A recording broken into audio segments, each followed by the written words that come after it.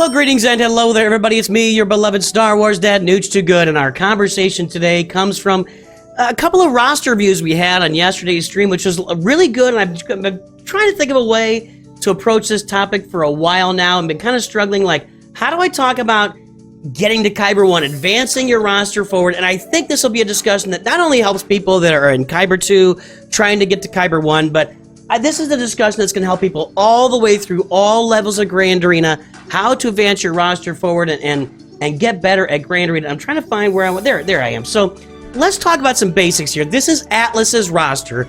Atlas is in Kyber 1 right now. When we look at Atlas's roster, he's basically what you would expect from a Kyber 1 roster. Basically, there's a lot of things here that you might think are necessary that aren't necessary to get in Kyber 1.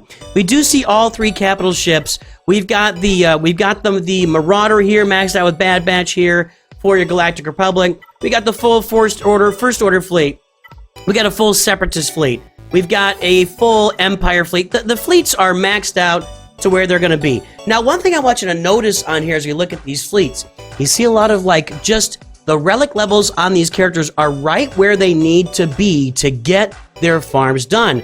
Kind of what a lot of us expect to see when we look at that Kyber 1 roster is a lot of Relic 7, Relic 8, Relic 9 across the board.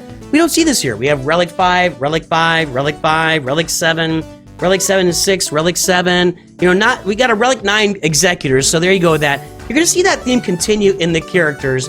And we got a Relic 7 Jedi Master Luke. I'm shocked at that in Kyber 1. We do have all 8 Galactic Legends, and when you look down here, all of the farms, all the journeys are complete. We got Jedi Knight Cal, we got Dr. Aphra. We're working on Queen Amidala and Padme. We're still working on some stuff very, very recently, but for the most part, all of the recent teams are going to be on the roster here. So let's jump into there's no Jar Jar, so he's gotten to Kyber 1 without Jar Jar. So let's talk about the specifics of how to advance your roster into Kyber 1. How can you get there? What do you need to do to get to Kyber 1? And I got my little roll it in here. We got some basics here. Obviously, these are some very specific things you want to be doing on your rosters. We're going to take a look at all this stuff today. I don't have an order for it. I don't think any one of these things is more important than the other. They all kind of go together, and it all, of course, goes in with having the most complete roster that you can have. We're going to look at this roster. We're going to compare it to my roster and where I'm sitting today, and look at the differences and some similarities that really, kind of put us in the same boat, even though I'm in Kyber 2 and he's in Kyber 1. But research using SWGOH.gg, and I'm going to show you that here in a minute. Use SWGOH.gg to research your opponent's defense. What do they usually set up? What are they putting out there? What can you counter them with? Modding, you've got to have great mods. There's no getting around it.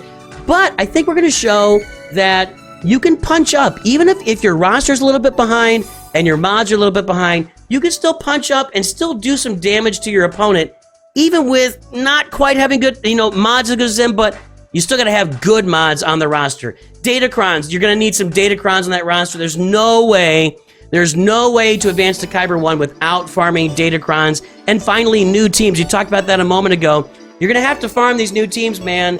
The guys in Kyber 1, they're grabbing, when something comes out, they grab it. It maybe not absolutely immediately, but as soon as possible on the second try, they're going to grab it like Gungans here on this roster. These are the things, whoa, pardon me there. These are the things that are going to get you into Kyber, but let's take some very specific looks here. I just pulled up the Datacrons in this roster. You can see this is very heavy Datacron roster on this Kyber 1 farm. You've got these level 9 Datacrons all the way down to here. That's going to be 3, 6, 9, 11, 14, 17. That's 18 completed Datacrons on there, and just starting to work on the new Datacron set as well.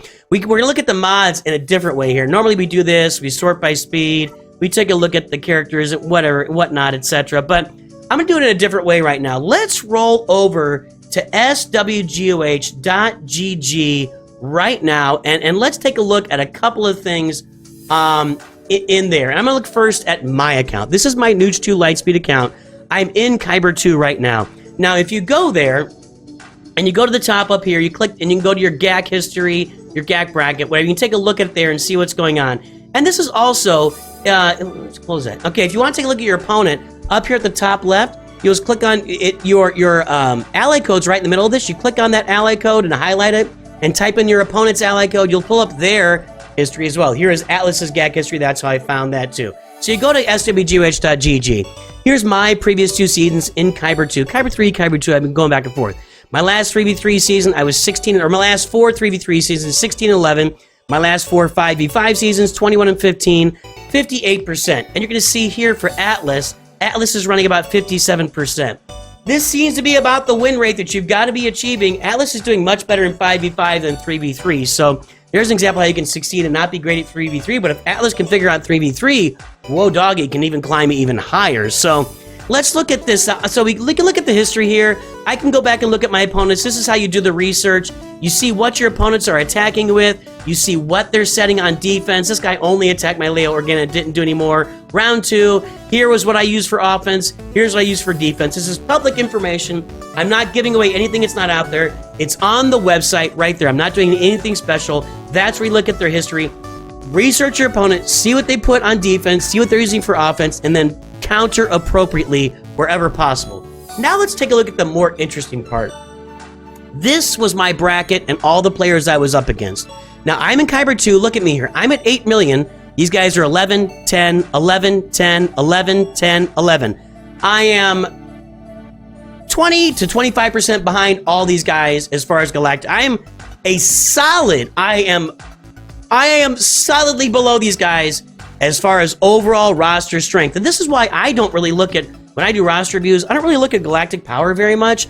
I don't think it's a really important stat when you're looking at a roster. I think the composition of the roster is what really matters. And I don't want to limit somebody on their farms based on their galactic power. That's what I look at there. Look at this. I have 113 Zetas. These guys all have 300 Zetas. 18 Omicrons. I'm doing okay there, although half of some of these guys. 4 GLs versus 8, 7, 8, 8, 8, 8. 18, we got relic units, I'm low there. G12 units, I'm low there. That doesn't matter though. G11, who cares? Relic tier totals, I'm way behind. I'm way behind all this stuff. And look, I'm way behind in mods. I have 260 6-dot mods, or 6-pip mods they put here. These guys are all 573, 530, 371. I'm at half of some of these guys and 2/3 of other of them. My top 25 mods average 24.4 speed. They're all, well, actually, I'm kind of crushed it there. There you go. If you get your top 25 mods averaging higher than other people, you're going to be in great shape. My top 500, I'm behind there, but I'm trying to catch those up. I only got 11, 20. So you can see here, Datacrons, I got 30, 36, 28, 23, 8. I made up for some of my mod differences with my Datacron differences, and there you can see the Galactic Legends. So what I'm saying here is, I'm in Kyber 2, and this is what my stats look like. And you guys can look at this too on your account as well, in the bracket.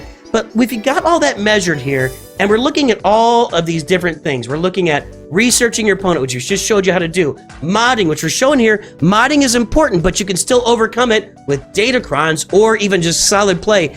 Included in research, by the way, I want to include like looking up the right teams, using GAC Insight. You know, here on this site, you can use GAC Insight. It's available in the GAC part. Actually, it's not there right now. Anyway, it's available on the website. Trust me, it's there. You can use GAC research, see what's out there, getting Datacrons and having the new teams on there. And we can do all that together. I think me having Gungans on my roster, having the Datacrons for Kylo and Rey, and a solid one for Leia, putting those guys all in defense, made a tremendous difference for me in Kyber 2. Now, let's go take a look at Atlas here. Now, again, guys, I'm saying this advice, I think, applies all the way through Grand Arena. You've got to be able to do the research. You need to be able to punch up. You're going to have to be able to punch up, because if you guys are watching this channel, you are going to always be behind. There are people out there that are not like big studiers, and they're just out there playing, and they're doing a good job, and more power to them. That's great. But if you want to punch up and climb in Grand Arena higher than you are, you need to pay attention to what's going on here. Let's look at Atlas's GAC history. There it is right there. 5v5. He's just crushing 5v. Just absolutely Look at that. 9-0 that season. Holy cow. Just crushing it here. I said crushing enough times there. Let's look at his bracket for Atlas. Now, 11 million versus 12, 13, 12. So he's punching up on most of these guys, all right? I think actually every single one of these rosters is bigger than him as far as galactic power. He has less Zetas than all of them. He has less Omicrons than all of them. Same amount of GLs. So he's got all the GLs. Relic units is similar. G12, G11, again, who cares? Tier totals for relics, he's way behind all of them on tier totals. So this is a roster that is behind the other rosters, not as far behind, and and he's got all the recent teams except for not Jar Jar yet, but all the other journeys are done on this roster. But look at the mods. Again, it's the same situation as me. He's got 499 6-dot mods. Look at Marsha. Marsha. I say it 3 times because Marsha has 3 times the amount of 6-dot mods that Atlas has. Take 3 times the amount of mods. Everybody's got way more 6-dot mods. But top 25, he's holding his own with those top 25. Top 500, behind. Not as fast on the mods. Just not nearly as fast on the mods. We look at the speed here. So, guys, this is where preparation, research, and strategy are going to come into play that you can still win. So if you look at this setup here, you're going to have all the most recent teams, all the Galactic Legends on your roster. You need about 506 mods, and you can go to see your roster on Star Wars Galaxy Heroes, SWGOH.gg. You can look at this information on your roster and see exactly where you stand and work on exactly where you need to work on to get there. Where are the Datacrons here? Datacron. Where did I miss that? I thought we had, yeah, Datacrons, okay. He has less Datacrons than everybody else. Level 1 plus 33, level 9, 22, 30, 32, 21, 48, 19. These guys all had more Datacrons, but he still had a bunch. If you look at I will look at my account in a minute. I don't have nearly that many Datacrons, so that's something in the future I'll have to work on a little bit, but maybe I'll try it, I don't know. So I'm kind of feeling this out as I go a little bit. So you can see the Datacron farming is really important, but here you see the Galactic Legends matching up. You can see the speeds here. Now look at this. 559 versus 520, 530. Slower than this one, slower than this one, slower than that one, faster. So kind of falling a little bit toward the top third there. 520, a little bit slower on Jabba, a little bit slower on Lord Vader. So still a little bit slower on a lot of this stuff, but still through strategy, planning, and making sure he's got the right teams, Atlas was able to climb to Kyber 1. You can't go in there. You can't go in with less than the max if you're going to get to Kyber 1. You've got to be able to have the teams, that everybody else has. Go check your history in Grand Arena on SWGOH.gg. Wherever you are, Carbonite, Carbonite, Bronzium, Chromium, Erodium, or Kyber there. Check it out. See where you stand. See where your opponents stand. Match up your rosters. That can give you a really good idea of what you need to work on. It's generally going to be mods and Datacrons because you know that you're going to be up against it by having less teams than most of your opponents. Let's jump back into my roster here. I want to take a look at that here real quick. So if we look at mine, let's jump out. And let's look at my Datacrons, what I was going to look at. You can see I've got a lot less Datacrons. I've only got 6 that were maxed out that last time around. That's, I think, 8 less. See, 1, 2, 3, 4, 5, 6. Yeah, 8 or 9 less than him. So Datacron farming is really super duper important for climbing up to Kyber 1 when you get those higher levels. Datacrons, even in Erodium, Chromium, they will make a difference for you. I promise you, a few Datacrons down there can change the entire look of your roster. If you've got a Kylo Datacron and you've got the Spring Leader Kylo team and your opponent doesn't farm Datacrons, he may not get your Kylo team. You throw it on defense, it's just going to hold. It's just going to hold. And that's what we got, folks. How to get your roster into Kyber 1, or generally speaking, how to do better with your roster in Grand Arena. This is what you're looking at doing to get your roster there. Let me know any other tips or advice you got down in comments. Would love to hear from you guys. I hope you have a great day. I'll see you on the next Grand Arena stream. And of course, always remember, Nooch too good.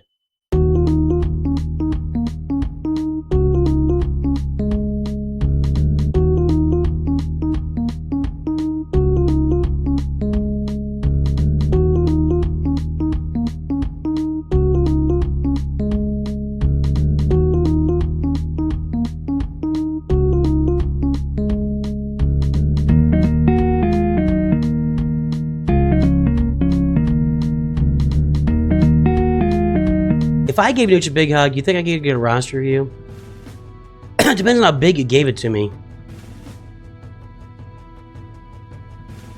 That was out loud. Yeah, that was out loud. Okay. I think Farmstar is flexing is what I think is happening here. Hold on. Hold on. What's the toilet paper for? It holds my lemon drops. I keep... So... That's kind of gross. I keep toilet paper on the desk because it's an easy and much more efficient way to have something to blow my nose in. So, a couple stories, I've told this before. One is an entire Kleenex box is just kind of overkill. I can take like 3 squares, just blow my nose if I need to, and you know. Secondly, I have a little story here. So when my dad was out of work when I was a kid, he ran an unsuccessful construction company for a while. And one of the guy, the guy that worked with him was Speedy. It was my dad worked with this guy named Speedy, who was great. And so I would go along. I was, I don't know, 9 or 10. So I'd go with my dad, and I'd do cleanup stuff, and he'd pay me a few bucks or whatever. And so Speedy was there, and Speedy had a roll of toilet paper with him, and he was blowing it. I mean, these guys, they're sawing, and they're grinding, and there's just dust everywhere. So he's blowing his nose constantly into the toilet paper. And I was like, man, why do you use toilet paper to blow your nose? And he said, because my mom always said my face looked like my butt. So, and at 9, 10 years old, I thought that was the funniest thing I'd ever heard in my life. Laughed my brains out. And, but you know, if you want to look at a solution for blowing your nose takes up much less space, roll of toilet paper is better for that. You know, yeah, why pay for the box? Why am I paying for an extra box? And before you say handkerchief, go away, dude. Let me tell you about handkerchiefs. When I was a kid, I shudder to think of this. My dad always had a handkerchief, okay? My dad blew his nose constantly. So,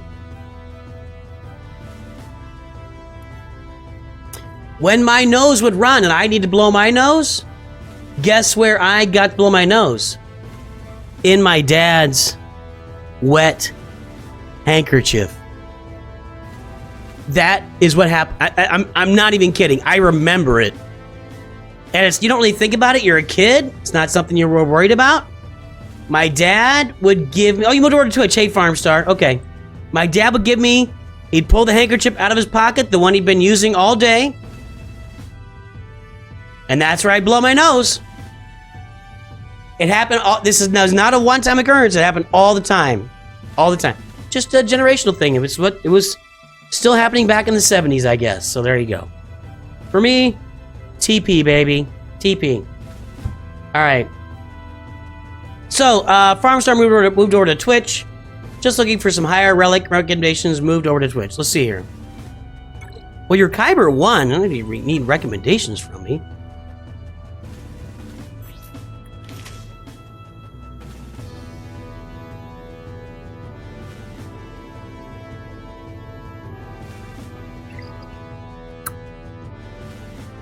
Is that Chewbacca? Fandor Chewy. Whenever you tax out your arm, cover 20% health and protection. Well, you don't have the best data crunch yet, I don't think. Ewok Elder. They reset their cooldowns to lose 5% health for each turn. For each turn, each ability was reduced.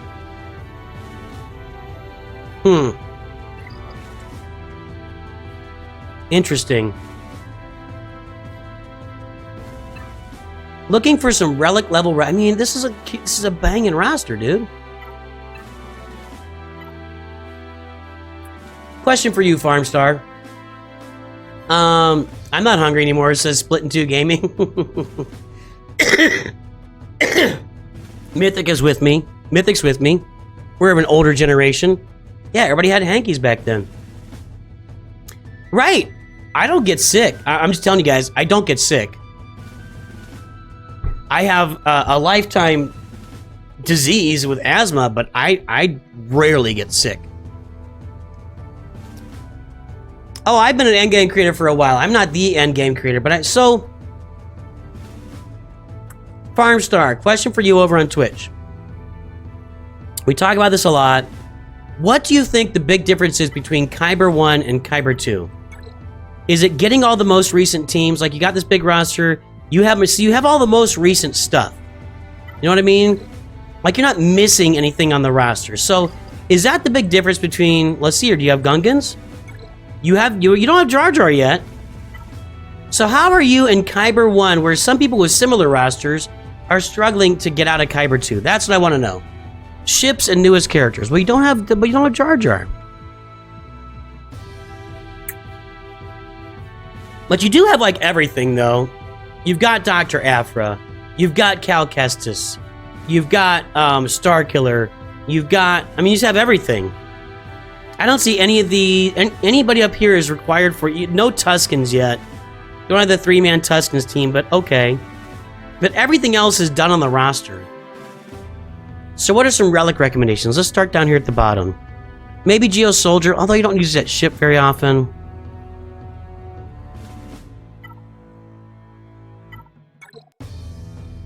I mean, you could start right here.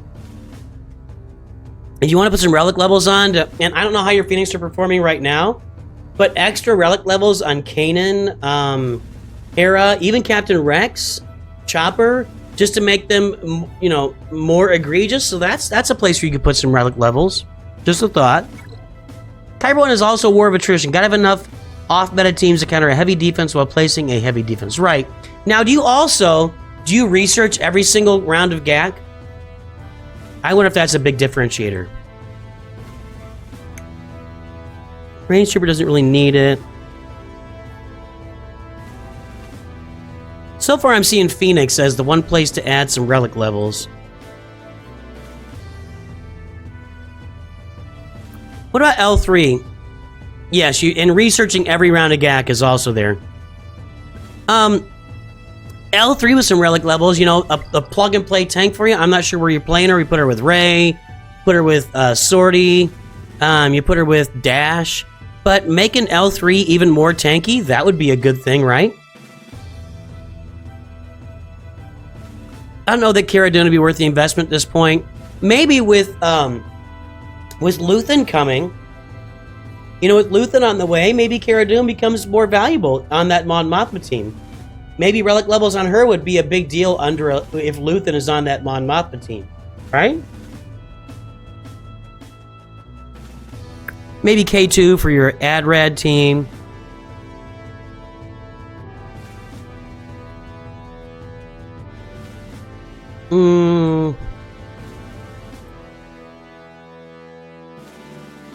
I know that Zareth, and I think either Calvin or Sanjita, swears by Relic 8 Plo Koon, and putting him in the starting lineup as, I think it's a Leviathan counter in the negotiator lineup. Luthen's going to shift some relics. Yeah, I think that's 100% true across the board. I mean, for a guy in Kyber 1, you have a lot of Relic 5 on here, and so this actually brings hope that once you get everything farmed and get all the new teams, you can climb into Kyber 1. So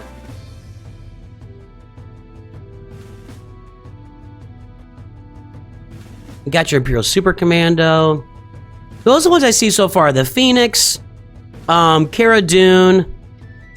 I could even say Ewoks. That's because of my pal. You know Gerbil's my pal. And he's got his Ewoks all Relic 9, and he gets holes. He talks about how he gets holes. I don't know if he's still getting holes or not, but you know, that's just a fun little thing there. Those are my thoughts. You can make Nihilus more tanky. Nosfero Taku has followed over on Twitch. Thank you, sir. Higher relics for Hut Cartel doesn't really matter at your level. Too many off-meta counters. Night Sisters, yeah. Well, what about higher relics on your Night Sisters? I see Relic 3 on them.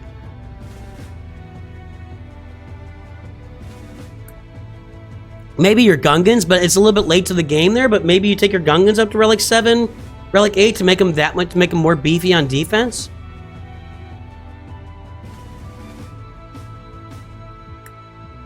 Those are my thoughts. Those are my thoughts. You know, talk about a guy that's not heavily invested in Relic 9 and is in Kyber 1. I love seeing that's great, man.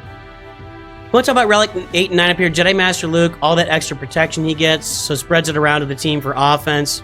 That's a worthy investment. I think Jedi Master Kenobi, I don't know if Relic 9 really helps him a lot. So you don't want to do any more on Jabba, so you're just going to stay at 5. Okay, I'll take your word for that. That's right, I did it. Lord Vader, converting that protection into health. So relic levels on these two, 8 and 9, are a big deal and can really make a difference in a fight. So those are my thoughts, man, but this is a nice flex. It's a really nice, let's pull up the speed here. You got to bet the speed is going to be deep even down here. That's what I'm talking about, guys. Grant Hubbard has followed over on Twitch. Thank you for the follow, my friend. We got 301 speed down here. Let's see where the 300s expire. Okay. First order officers, 299. 8th brothers, the last 300. Okay, so let's count them up. 6. That's 8, right? 14. 22. 30. So 30 characters at 300 speed, that's what you really have to have, guys. Just, if you want to make, you've got to have that much speed going on the roster. Mods make the most difference in climbing a gag. 100%. It's all that speed on the roster. So Queen Amidala will make a big difference for you when you get her up and running. So, hey, man. Hopefully it helps, Farmstar. I appreciate you sharing. This is really good for the community to see what is required of a Kyber 1 roster. And maybe I'll look at this. I think we could maybe put this out as a video, and I think I will now that I'm at the end. I'm gonna, yeah.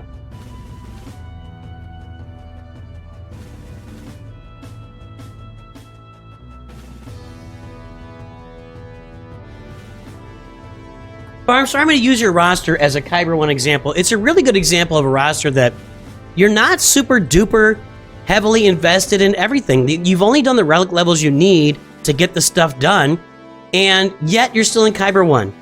And I think it's all due to datacrons and mods and research, and it's really good to see. I think people need to see what it takes to get into Kyber 1. So that's a good one, man. That's what I'll probably publish that tomorrow. So thanks for sharing the roster, Farmstar. I really appreciate it, man. Really appreciate it.